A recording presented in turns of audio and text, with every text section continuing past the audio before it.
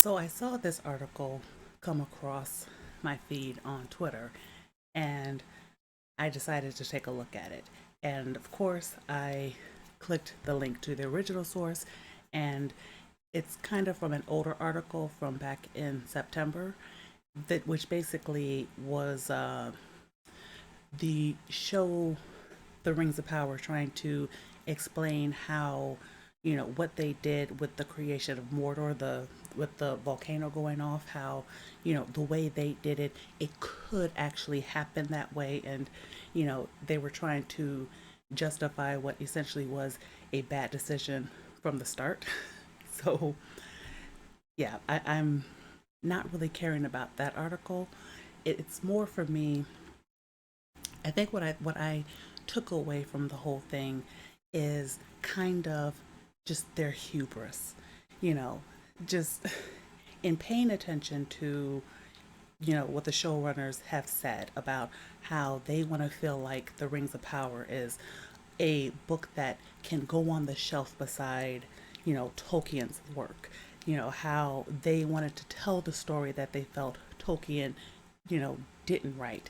And sort of how they felt that because they took the time to think things through. Because essentially when you read this article from Bounding into Comics, that's essentially what the showrunners want you to take away. Like, they want you to take away that because they spent a lot of time in the writer's room, you know, because they thought about it, and they had the what if scenario that essentially they should be able to get away with doing it.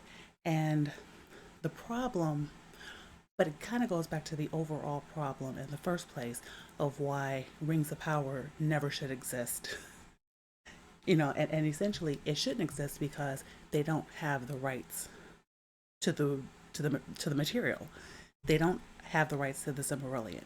They don't have the rights to the unfinished tales. They don't have the rights to the nature of Middle Earth. They don't have the rights to the stories that they would need in order to tell the tale the way that Tolkien wanted.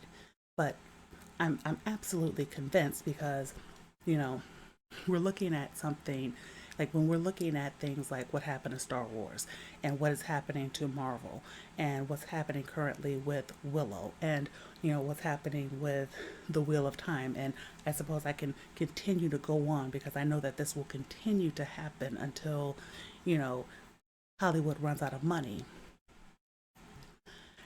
It's really like the problem we're really having is you're having these people who want to tell their own stories,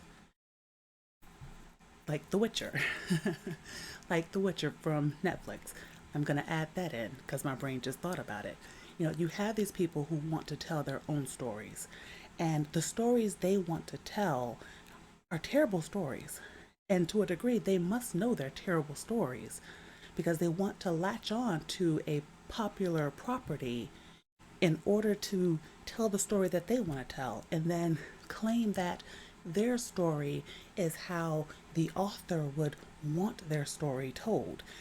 Because of course, you know, these people are high-minded. They're in Hollywood. Of course they know better than the actual creators of these materials. So it just like I read this, and like I found a lot of their excuses hilarious. Just like if you go through the articles and you go through the podcasts and you go through the listening of the showrunners and you just listen to like the things that they have to say, and just how brilliant they think they are and how wonderful they think they are, and how they think that of course they should be able to get away with what they've done because they're them.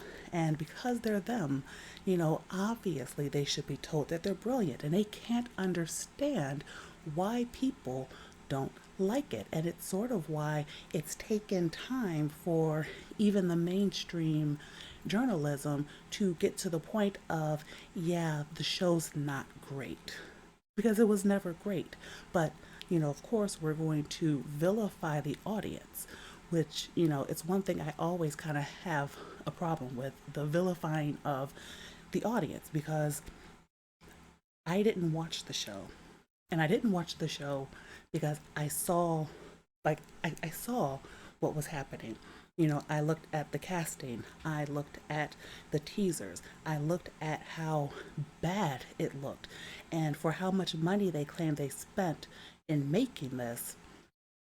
It really just, it looks cheap. It looks terrible.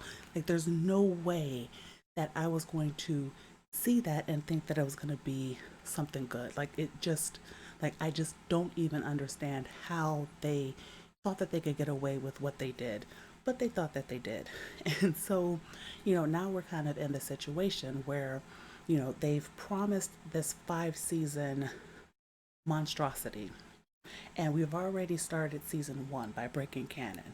And, we're claiming now, after we've broken canon, and, essentially what this article is pointing out is part of the breaking of the canon. Because, if you know Tolkien's work, then you'll know that, Mordor was not created because of Adar and his orcs. You know, they didn't build trenches, they didn't do any of that. It happened over time in the First Age because of Melkor, or as he became known, Morgoth. Like, because he continued to put his evil out there, and he continued to manifest his evil, into the atmosphere. It kind of took over certain places, and and over time, you had you had the volcano constantly going off, and that kind of is what happened. And so, like, when I look at this, and I look at, like, kind of what they say, where it's like, well, we asked, what if Mordor was beautiful? And then what could happen that could transform it? And that's kind of how the showrunners and the writing room thought about it. But then, because they're talking about, well, we wanted to take over the time of the season. So you're supposed to look at, if you watch the first episode, the diseased cow, that was the first sign that something was going on, and the trenches that they were building, and that was, and essentially, like, if you've seen even clips of how it even went off, none of it really makes sense. And I'm not debating, whether pouring water into a volcano could make it go off. I'm just talking about the situation, period. Like, the great MacGuffin sword thing that is really a key that sets everything off, and that the orcs would literally have to know that exists, and they would have to know where that is, and they would just have to know that, you have to build the trenches, and it's none of it really makes sense. None of it made sense. And it really kind of was, like, you could see that it was really kind of these Hollywood elites thinking they were smarter than everybody else, thinking they had a great idea, and deciding to shoehorn it into the story. And it didn't work. And so here we are now with season 2. So, the new article that's out is, talking the kind of rumor of putting Tom Bombadil in season 2. Now, I know that when they're talking about being more canonical for season 2, that what they really mean is we're going to cast more characters that, have names that are known, sort of thing. So, right, Tom Bombadil, you're supposed to believe that because they put Tom Bombadil in it, obviously it's more canonical. Oh, we're going to cast Círdan the shipwright, and you're supposed to believe that makes it more canonical. So because characters that are recognized from the books are in this, that's what they're going to call being more canonical. But I guarantee we're just going to have more concentrated stories of characters that don't matter, characters that should matter that don't matter, and Galadriel, who really is more a villain than the Galadriel that we know. And like in terms of all the kind of monstrosities that are being done, this idea of what they did to Galadriel just, it really kind of highlights, you know, kind of what I've said a lot over time, which is that they don't know, like they don't know what they're doing. And it's sort of like my feelings for Zack Snyder when it came to Superman, where it's sort of like you don't know how to human. And they take these, like you have these Hollywood types who you take these characters that have a strong sense of morality, that have a strong sense of presence, that just have this, that there's a standard that comes with them. And because they don't know what to do with them, they kind of recreate them in their own image. And the problem is, these aren't people that have, like, these aren't people who are very good people themselves, which is why they can't even recognize that the characters they've created are not actually good characters. Galadriel was not heroic. There was nothing in what she did in Rings of Power that said heroism. There literally was nothing. And even at the end, when we're doing the rings out of order, you know, you already have met, like, okay, we know that, we already knew that Hallbrand was Sauron. But when it's quote unquote revealed, because let's be honest, even the supposed reveal was bad, and I don't care how much they I don't care how much they try to convince everyone that we were surprised by who was Sauron, because we were not surprised by who was Sauron. You know, essentially, she knows he wants to create the rings. So she decides to help them do the rings anyway, and just says, don't do two or don't do one, do three, as if somehow that is not giving Sauron exactly what he wants. And that's kind of that's really, like, just that example alone is really what I mean by just the absolute insanity of creating characters that have no heroism to them whatsoever. And